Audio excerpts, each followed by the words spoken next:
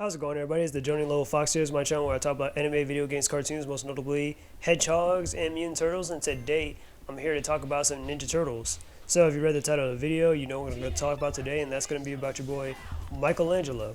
So, last year I made some videos talking about Donatello. I made some videos talking about Leonardo.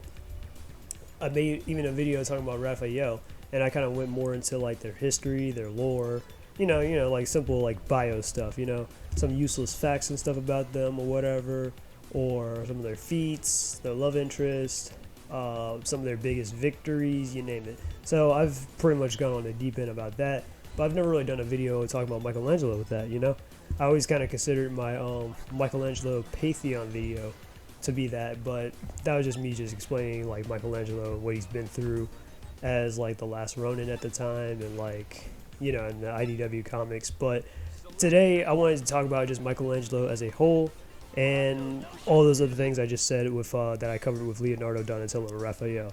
So it's going to be a similar video to that. So let's get right into it. Michelangelo is the most pacifistic and laid back among his brothers. He might come off as lazy, not very smart, and some people might even underestimate him, being the youngest in his family. But Michelangelo is just as important as his brothers, being the wild card that he is. Mikey is a ninja master, an artist, a farmer, and unpredictable, being able to come up with plausible ideas and methods for the team. It's also said that he's the most talented, but in my opinion, I think they all four of them have just as much as equal promise as a ninja when they commit to it. Mikey is a social butterfly living in the sewers with others. He wants to get out and venture more, making lots of friends and seeing the world for what it is, itself. He's much like a regular teenager addicted to junk food, especially pizza, of course. Loves skating, loves video games, and loves superheroes and comics. There isn't a person around who doesn't get along with him, unless you're like an enemy or you have a low tolerance for like party dudes or teenagers and stuff like that. Even with Raphael, who picks on like Mikey the most, he kind of considers his brother to be his best friend. Donnie and Mikey, they get paired up a lot, often because they're both the youngest. Mikey usually hangs out with Donnie a lot in the lab to mess with him or whatever, or something like he wants something from him. Usually that's kind of their dynamic. And with Leo, usually Leo's kind of stern with Mikey whenever he doesn't take something like serious, or if he's just annoyed just enough. But he does act as a second mentor before Master Splinter, and coaches him like a student-teacher relationship. So that's pretty much Michelangelo's dynamic with his brothers and his character. Alright, so before I start getting more in depth, I'm going to just give you some useless facts about Michelangelo Hamato that you probably don't know about, or maybe you probably already do know about. So anyways, Michelangelo is the first turtle that was created by Eastman and Laird, despite being the youngest. Michelangelo is a talented writer, artist, and a guitarist. Michelangelo is a huge cat person. Like Michelangelo, he loves cats. Pretty much almost every version of Michelangelo, he has like some kind of pet cat or something. Mirage, of course, his pet is Clunk, and Clunk has been in Mirage. The 2003 series is currently in the IDW comics and stuff. So yeah. And then in the 2012 series, Michelangelo has a pet cat, Ice Cream Kitty. So yeah, he's a huge cat person, so I mean, me, I'm more of a dog person, obviously, but, cats are alright too, but, Michelangelo, huge cat person, okay? Michelangelo has become the leader of the Ninja Turtles in an alternate future. Yeah, so there was like an alternate future where they're like probably, and it's kind of hard to say to call them teenagers, but anyways, when they're all in their 30s and stuff, Michelangelo one time became the leader of the Turtles and stuff. Which would include Leonardo, Raphael, and of course Donatello. He was leading them against the Utrons and stuff like that. So it was pretty interesting. And then what else? Michelangelo is farming. Michelangelo and Raphael have had more girlfriends than Leonardo and Donatello, which I'll get into the love interest later. Michelangelo might just get better at. He might actually be the best at stealth compared to his brothers, actually. Michelangelo has won the Battle Nexus tournament, succeeding Master Splinter inside the 2003 cartoon. Eastman and Laird accidentally spelled Michelangelo with an extra A back in Mirage instead of Michelangelo, which is spelled Michel-Angelo. That's how you spell Michelangelo, but they put the A where, you would put Michael at, but, common mistake. In the 2012 series, despite being the youngest, And this is something that I actually kind of noticed, but Michelangelo is physically the oldest out of his brothers. Because keep in mind that they're all twins. This is a little mind-blowing. It's not anything super crazy. But they're all twins, right? In one episode, Michelangelo had went inside Dimension X, where time moves a little bit faster in that dimension. So he spent like about a couple of months inside Dimension X and whatnot. So that would technically make him physically the oldest among his brothers. Although he is still mentally and all that stuff the youngest regardless. And it is chronologically, but still. Just a small little observation that I noticed because I was rewatching the 2012 series, so I just thought about it. And I was like, you know what? That is true. Michelangelo technically is the oldest, but he's not, you know? So that's a little interesting. Alright, so before I get into anything else, I'm going to talk about the best voice actors real quick. So if I had to say what are the best Michelangelo voice actors, if I had to rank them, I only have 4 voice actors that I just chose. I know that Michelangelo has a lot more, but I'm just sticking with 4. Coming at number 1 for me is Greg Sipes. Now, Greg Sipes is honestly the perfect guy for the job. He's the perfect dude to voice Michelangelo, in my opinion. If you don't know, Greg Sipes has voiced Michelangelo inside the 2012 series of Ninja Turtles. He's also done other stuff, of course. He's voiced Beast Boy from Teen Titans and stuff, which that's actually pretty perfect, or he goes hand to hand because Beast Boy and Michelangelo are both similar characters where they like to joke around a lot. But there's a lot more to them and stuff than just, you know, or they get underestimated because of their age or something like that, or they don't take things as seriously. Yeah. So Greg Sipes, he also voices Michelangelo and Beast Boy, so that was actually pretty perfect. And not to mention, he also voices Kevin 11 from Ben 10 as well, so that's also pretty cool. So he can definitely be serious when he needs to be, and he can also be a little joking and whatnot, which is perfect to me as Michelangelo. So I gotta give it to Greg Sipes. So coming in at number 2, I have Wayne Grayson. Now, I've said it before, but pretty much since I grew up with both the 2003 version and the 2012 version, but of course I got into the series mostly through the 2003 version of Ninja Turtles. I'm more used to, like, you know, reading like comics and stuff like that, and in the 2003 you know, 3 voice actors as dialogue, you know, since I grew up with them first, and it just, like, you know, it's like in sync or it matches, you know, unless otherwise, like if it's like a 2012 series tie-in comic or something like that, then of course I'm going to read it in their voice. But anyways, Wayne Grayson, yeah, coming in on number 2 is him. Like, I actually like Wayne Grayson. So voices Michelangelo and stuff. He voiced Michelangelo inside the 2003 series. Of course, I think the voice casting for that is actually pretty perfect. So yeah. And then coming up next, I have in number 3, if I'm pronouncing this right, Tosin Coleman. He's the guy that voices Michelangelo from the 1987 series and stuff. I know his voice is like, I'm not saying his voice acting is like super perfect, but yeah, I mean, again, even back then, like, you know, the voice actors and stuff were still pretty good and whatnot for those characters and stuff, you know. Like, of course, you know, he's known for like Cowabunga or gnarly dude and all that stuff, you know, as Michelangelo. So that's pretty nice and stuff. So yeah, I really do like that. He's definitely got a lot of good phrases and stuff as Michelangelo. So he comes for number 3 for me as far as Michelangelo's voice actors goes. And then coming on number 4, I have, if I'm pronouncing his name right, Michelangelo Sisti. He voiced Michelangelo inside the 1990 movie and stuff.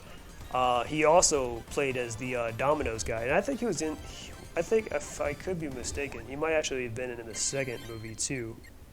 But I think he might have sat out the third movie, or that might be the opposite. Regardless, he voiced Michelangelo from the 1990 movie. He also physically was the Domino's guy that appeared in that sponsor that Michelangelo was talking to and stuff. He was like, "Hey, the tab was 13. This is a 10," and all that. Yeah, he was that guy. So that was also pretty cool. So those are pretty much my favorite Michelangelo voice actors and stuff. Alright, so now that I've covered the smaller things, I wanted to talk about The Last Ronin and stuff before I, you know, talk about anything else. So this is going to serve as a little bit of a recap in case you don't know. So this version of Michelangelo became the last Ronin to avenge his family in the feud between him, the Hamato clan, and the Oroku clan. After Karai had broke her truce with the Turtles and killed Raphael, Michelangelo had kind of grew more bitter and unforgiving toward the Foot clan and the Oroku clan. Then, after losing his entire family, where he witnessed Leo and Casey's deaths and presumably April's and the Fugitoid, followed up by Donatello and Master Splinter's deaths. Michelangelo kind of lost his will to live. He tried to waste away in the mountains since his cold blood wouldn't be able to endure it, and when that failed, he tried to live a quiet life. Unfortunately, some criminals who burned down a neighboring village attacked him, and before succumbing, he decided to kill them and spend the next few years tracking their leader, Deathworm, which led to him almost going blind, to getting captured, losing his new friends he made, having a bomb put inside his neck, and being forced to kill innocent people in an underground tournament that he had competed against. So yeah, the last Ronin has had it pretty bad in his later years. But he had some high points, like meeting the Hamato Yip, who's Master Splinter's master, discovering April and her daughter Casey Marie had survived, and ultimately stopping Deathworm, Baxter Stockman, and of course Oroku Hiroto.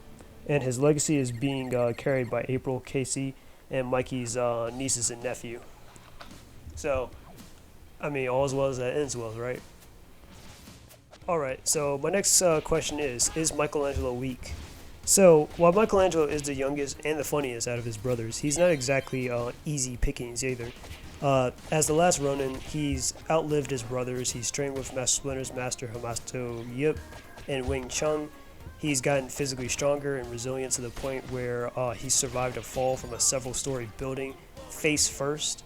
Mikey has also trained his senses to the point where he can use his hearing and smelling mid-combat, like detecting whenever gunfire will fire or not.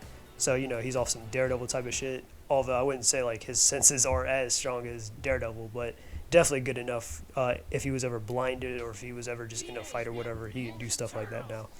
He's also fought, and unfortunately he killed a lot of mutants in his situation in the underground fight club with his bare hands. He's pretty much taken out like several gangs, synthetic ninjas, robots made by Baxter Stockman, and armies of foot ninjas. And he's defeated skilled criminals and crime lords like Deathworm and the Shredder's grandson, of course, Oroku Hiroto, using liquid metal armor.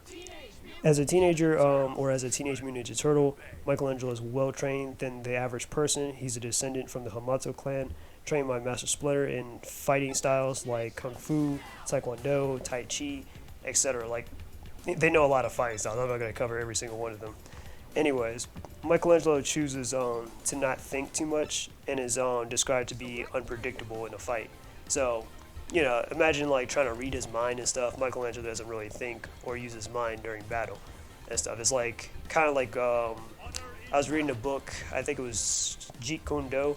It was a fighting style that was created by Bruce Lee, where Bruce Lee I think was saying that, you know, sometimes when it comes to like reflexes and stuff like that, you just don't think, you know, that kind of thing. Even though he's not as strong as like, you know, let's say Raphael or anything, or as spiritual as Leo, or he's not as distant, but he's still not distant from them in skill. He's gotten in like some decent hits on like Master Splinter and Shredder, as well as defeating Raphael more than once. He also defeated and outsmarted Cyber Shredder, a clone of Utrom Shredder, once, and he's defeated opponents like that have almost overpowered Master Splinter alone in a 2-on-1 or 2-on-2 match, like Mr. Touch and Go. Michelangelo has also survived months in Dimension X alone, understanding the backwards logic and being the ideal leader whenever they enter. He's also helped Donatello hack Krang tech and discovered Retro Mutagen, even though how he did it was kind of stupid. While not as physically as strong as like the others or like a powerhouse mutant, he's defeated Triceratons, Bebop and Rocksteady, Bludgeon. He's also strong enough to break out of like barriers that Slash and Leatherhead could not break out of, and they can actually casually toss cars and stuff like that. Mikey has also defeated Stockman's Flyborgs that can hit with the force of a truck as well, and I haven't mentioned like Michelangelo's feats with the nunchucks or the sickle and chain as his primary weapon, but that's probably a topic for another day. But these are essentially what Michelangelo can do. So imagine fighting Michelangelo. Dude's fast enough to dodge lasers and stuff like that, gunfire. So none of that stuff's going to really hit him. And of course, even if it did, his shell is bulletproof. So there's that. And then of course, you know, you can hit with the force of a truck, or has like, you know, hitting at least like strong enough where other mutants and stuff that toss cars and stuff is like, you know. So that's how powerful Michelangelo is. So is he weak? Hell no. Okay. Michelangelo is definitely superhuman.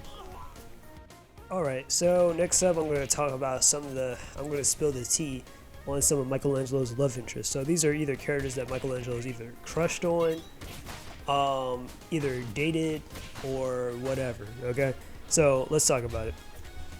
Alright, so I'm going to start off with Chun-Li.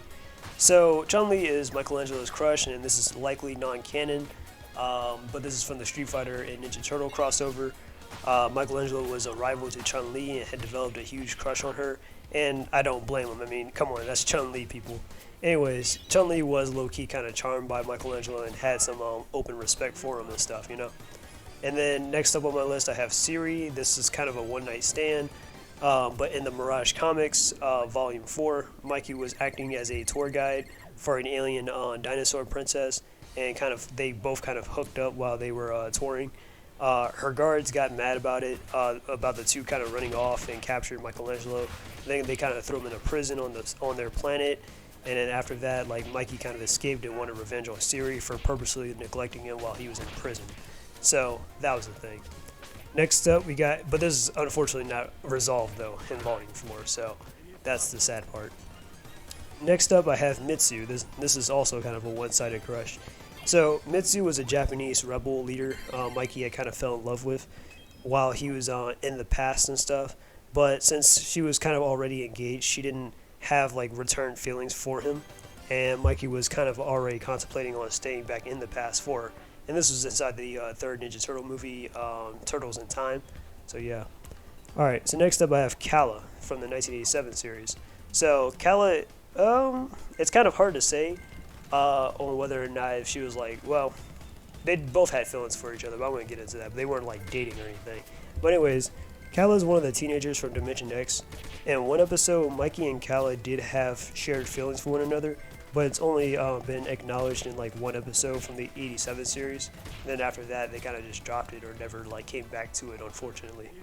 Next up, I have Tilly Renette in the 2012 series, and this is also kind of a little, it's a crush, yeah, but I don't think they ever got together at the end of the series though. But anyways, Mikey had a huge crush on Renette in this version after he's also had some interesting fantasies about her too. So that was a thing. Then also from the 2012 series, I have Shikigame, which means death god, but Shikigame was basically one of Karai's friends and stuff. She's Michelangelo's second crush in the 2012 series. Of course, like I said, she's Karai's best friend. She's an expert ninja and hypnotist who likes Mikey's humor and compliments. So yeah, Mikey kind of got her. Didn't think you'd make it. So you're actually going against Splinter's wishes. How's Donatello? He'll be fine. He's a tough turtle. Hey, Shinigami, remember me? You're the silly one. I like you. Sort of. Alright, so next up I got Sarah Hill, or best known as Horridus. So, basically she's a superhero, and this is his ex-girlfriend, by the way. She's a superhero from the Savage Dragon series that Volume 3 Michelangelo had dated. They both kind of bonded over their mutual interests like cartoons and upbringing. And for a bit, they kind of had a cute little relationship, you know? But Horridus kind of broke up with Michelangelo out of nowhere after realizing that she kind of had feelings for Savage Dragon. And this is likely since Image were no longer publishing TMNT comics. After Michelangelo, Horridus did get married and had a kid of her own, like a daughter, I believe.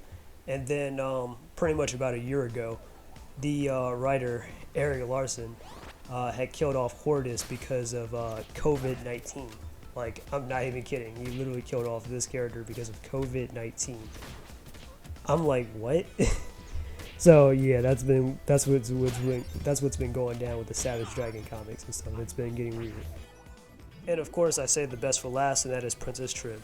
Princess Trib is Michelangelo's main love interest, in my opinion. A princess from the Dimension X who is a neutrinoid who Michelangelo ends up falling for. After Michelangelo has saved her from the Trang soldiers, she kind of shows her appreciation by kissing and hugging him. The two get along fine, and they get hyped whenever they get the chance to meet up again or whatever. She may be a bit of a damsel, but she's also very feisty and likes to get down with the action and stuff. She's really good with firearms and stuff like that, so you know, she ain't no pushover either. I just wish that it was kind of developed more, honestly, because I think that Princess Trib is like a good fit for Michelangelo because she's not like the most damaged character here, or she actually has a pretty solid relationship with Michelangelo. They never officially dated, but I would have preferred them than, I don't know, Siri or whatever, you know what I mean? Or, yeah. But, I mean, becoming as a runner-up, I would definitely say, like, Kala and Shikigame definitely were, somehow, like, would be, like, I would say they'll come second in my opinion. Michelangelo's relationship with Hortus was actually pretty good, but that honestly fell flat with or it was kind of anticlimactic, how they ended it, in my opinion, but still. Anyways, but those are pretty much Michelangelo's love interest throughout the series. Alright, so you're probably wondering, how exactly do I get into Michelangelo's character? Like, what comics do I read? What episodes do I watch? How do I get into Michelangelo's character? So, basically, I'm going to recommend to you some of the best storylines that have been done with Michelangelo's character that I can think of on the top of my head. So, I'm going to be reciting stuff from the comics, and pretty much from the 2003 to 2012 series. I can't really think of any right now from the 1987 series, but yeah, so let's get into it. So anyways, of course, there's The Last Ronin and Lost Years, okay? Of course, this is one of Michelangelo's like biggest and one of the most like recent comics for him and stuff, where, you know, he's the last Ronin and he's trying to avenge his family and stuff and end the feud between the Hamato clan and the Oroku clan and set things right. Then, of course, in the 2003 series, there's Mr. Touch and Go, that episode and stuff where Michelangelo and Master Splinter, they end up bumping into two assassins, being Mr. Touch and Go, that Hunt ended up hiring. And, you know, Michelangelo really shows off that he could be a really tactical fighter and stuff. And he's actually, like, you know, on par with, like, Master Splinter and stuff. Well, he's not, you know, as skilled as Master Splinter, but you know what I mean? But the fact that, like, you know, he's actually helping Master Splinter and stuff like this, and he's like, you know, saying, you know, or he came up with this idea before even him, you know, shows that, you know, he really does, like, he could be on that level too. And then, of course, there's Nobody's Fool. Let's see, what was that episode? That was a pretty decent episode as well. Kind of a sequel to Mr. Touch and Go, but that was basically an episode that was about, you know, nobody, Officer Launder and stuff, but also, like, you know, this time Leo was with Michelangelo against Mr. Touch and Go, who Hunt ended up sending to go take care of the situation. And of course, you know, Leo and Mikey both beat the hell out of Mr. Touch and Go and whatnot, so that was pretty nice. Then of course there's the Unconvincing Turtle Titan. That was probably one of Michelangelo's first solo episodes inside the 2003 series, where Michelangelo ends up becoming a superhero known as Turtle Titan, and he ends up saving his hero, the Silver Sentry.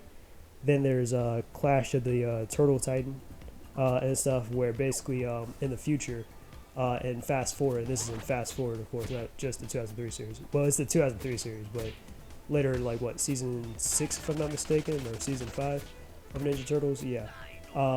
Fast forward. So, in there, Clash of the Turtle Titan, Michelangelo meets Silver Sentry's grandson, who is becoming the second Turtle Titan and stuff, and basically proves that, you know, like, why he, like, pretty much, yeah, he finds out that he admires him and stuff like that, and, you know, he carries on as Turtle Titan in that timeline, so that's pretty cool. Then there's Graduation Day, class of 2105, another episode from the Fast Forward timeline, or Fast Forward episodes and stuff that season, where in there Michelangelo has to make up his tuning exam. I know it's not Naruto, but he had to make up his little tuning exam and stuff with Master Splinter by you know, trying to prove his, like, worth as a ninja and stuff like that. So that was a great episode. There's Christmas Aliens and stuff. If I'm not mistaken, this is the episode that was based off the micro comic, which that's also on this list too as the micro comic, where Michelangelo is by himself on Christmas and stuff, and he tries to, like, stop these guys from stealing these toys and all that stuff or whatever before making it back to his family, before celebrating Christmas and all that. So that was pretty nice. Then, of course, there's the IDW's version of Michelangelo's micro comic, where Michelangelo ends up going to a little costume party, and he meets this detective there and stuff, and he ends up, like, showing off or whatever, stopping these criminals and whatnot. That was pretty nice. So there's that. Then, of course, there's this macro comic. Of course, this is only a single issue, so yeah, there's that. But here, Michelangelo ends up taking on Master Splinter, actually, and stuff, where him and Master Splinter have been at each other's throats for a while, because Michelangelo's been disagreeing with his ways of how he's been handling the Foot Clan, or him just taking over the Foot Clan in general. And when Michelangelo heard that he was going to train these kids to become foot ninjas, Michelangelo's like, nah, he's going to take these kids away from all that and raise them himself if he had to. That was a kind of a half-baked scheme right there. Got into a fight with Master Splinter, and Master Splinter basically found a compromise that, okay, maybe they can work, like we can work something out where the kids can just choose if they want to become foot ninjas when they become of age, or they could just choose to just, just be kids, or just to rejoin society or whatever, in the future. But yeah, which that was a good compromise. Then, of course, there's Secret of the History of the Foot Clan. This is kind of a small little event that happened in the comics and stuff, where they kind of learned about their past lives and stuff. Michelangelo, I think he has some pretty good moments in here, where it shows that he definitely is the most connected to his past life. Then there's Reality Check in the 2003 series. Let's see, this is an episode where Michelangelo ended up in a different timeline, where he ended up meeting like different versions of himself and his brothers, where they're superheroes, and Master Splinter is a supervillain and stuff. So there's that. And of course, Michael ends up defeating the evil version of Master Splinter and ends up saving that version of New York. So there was that.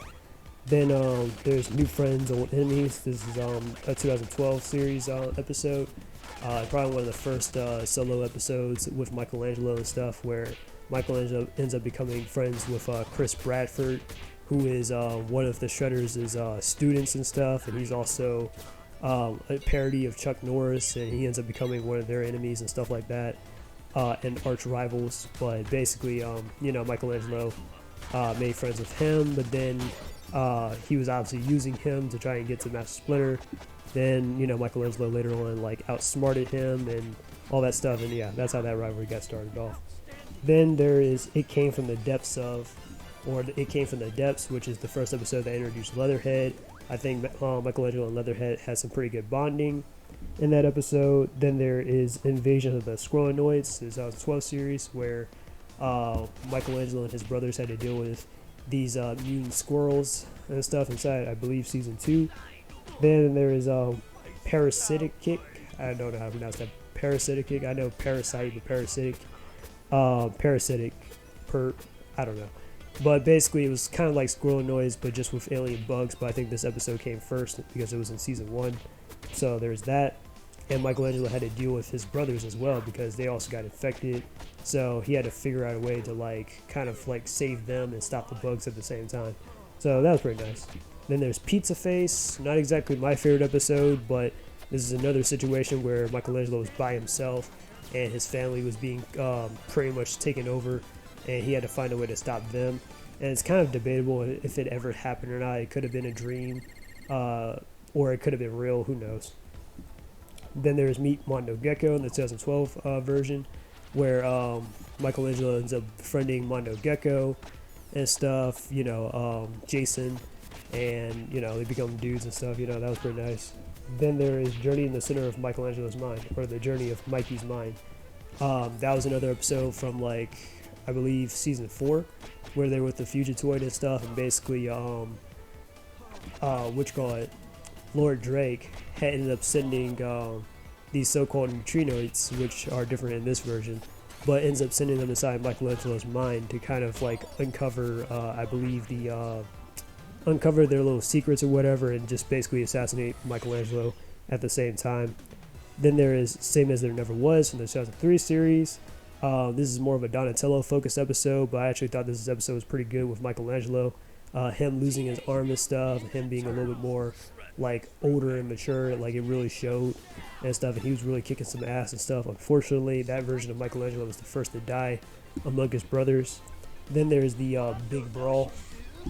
I think this is a 4-part episode, if I'm not mistaken, but basically in these episodes, they basically find out about Master Splinter competing in the Battle Nexus, which has the tournaments best fighters across the universe and stuff. So basically Michelangelo competes in that and actually ends up winning and stuff. A lot of people say it's BS because of his last match or whatever, but he ended up beating Claw later on inside the episode Grudge Match, which is another episode, and stuff where he had to fight, you know, Claw, and he got that rematch. So, and he actually proved that, yeah, he earned the title as the champion of the Battle Nexus. Then there's Panic in the Sewers in the 2012 series. This isn't really much of a Michelangelo focused episode, but I just like this episode and stuff, especially Michelangelo throwing those water balloons and stuff like that, and getting everybody and stuff with it except for Master Splinter. And he was hard to get Leo, but still. But anyways, but of course, you know, it's Michelangelo that threw that water balloon that took out the Shredder's supply and whatnot, pushing back his plan to destroy the sewers with them in it. And then there's Worlds Collide from the 2012 series. So these are all the episodes that I would recommend watching, or the comics and stuff that I would recommend reading if you want to get a better handle, or if you want to see a good portrayal of Michelangelo's character. Alright, so in conclusion, Michelangelo is one of my favorite heroes of all time, along with his brothers. People tend to underestimate his importance even as the last Ronin, but maybe this might kind of change their minds. Mikey is like the most social, where he can bond with almost anyone that means well, whereas Leo is a bit introverted. Raph, he isn't really the most articulate when it comes to expressing himself, and you know, Donatello, like not a lot of people can really keep up or really share the same interest in science as, you know, as himself. So yeah. But anyways, Michelangelo is one of those type of heroes who likes to kind of joke around a lot, but can definitely get serious when he needs to be. Anyways, that's the end of my video. I hope you guys liked the end of stuff, me talking about Michelangelo for about over 30 minutes and stuff. You know, he's a great character and whatnot. Definitely very underrated. But yeah, but tell me down below what you guys think about him. You know, I thought I'd make this video, like I said, as like, you know, like as a sequel or whatever, or just to complete that whole thing with the Leonardo, Donatello, and Raphael explanations that I gave. But anyways, this is the Joni Level Fox, and I'm out. Peace, and until we meet again.